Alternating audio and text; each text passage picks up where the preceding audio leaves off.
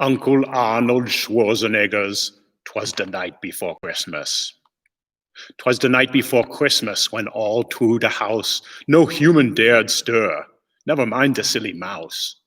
All the signs saying, "We love you," were hung in Los Angeles with care, in hopes that Uncle Arnold soon would be there.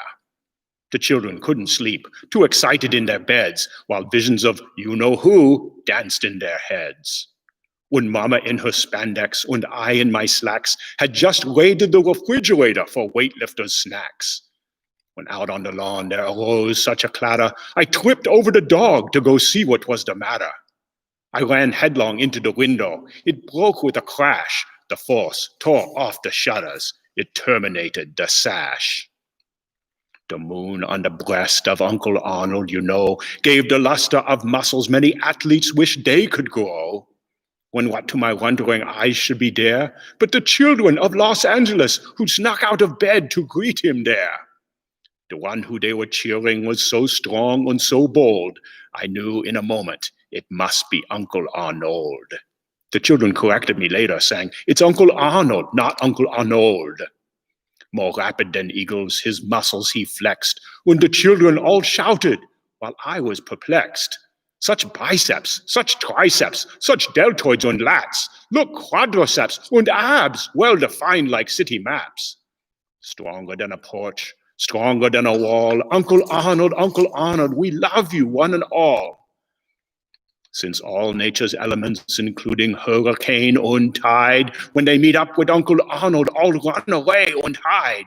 He made it to the housetop in one bound or two, with a bag full of toys and his massive body too. And then in a twinkling, it was as though the whole roof was going to cave in for the weight of that goof. As I drew in my head and was turning around, the bricks in the chimney broke loose as Uncle Arnold came down. He was dressed only where need be, from his head to his foot, and his muscles were all tarnished with ashes and soot.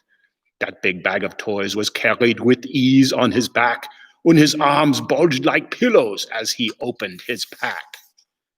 His eyes, how they sparkled, his dimples, how stout. His cheeks were soft and tender, but strong. His nose jutted out in an attractive way. His jawline was straight, in my opinion, I would say. His chin was smooth shaven, since the children like it that way. He had such a nice appearance, including his teeth.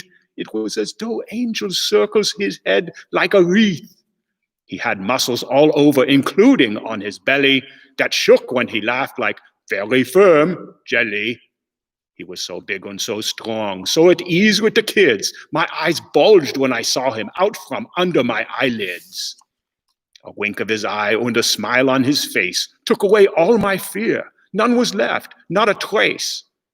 He spoke not a word. He brushed off all the dirt. Then he passed out his presents. 2 ladies first, the big flirt.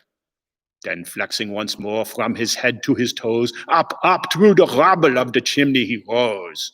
He sprang to the ground, to the children gave a grin, and they all raced down the road as if to see who would win. But I heard him exclaim, as if partly for kicks, "Merry Christmas to all. I'll be back to fix the bricks."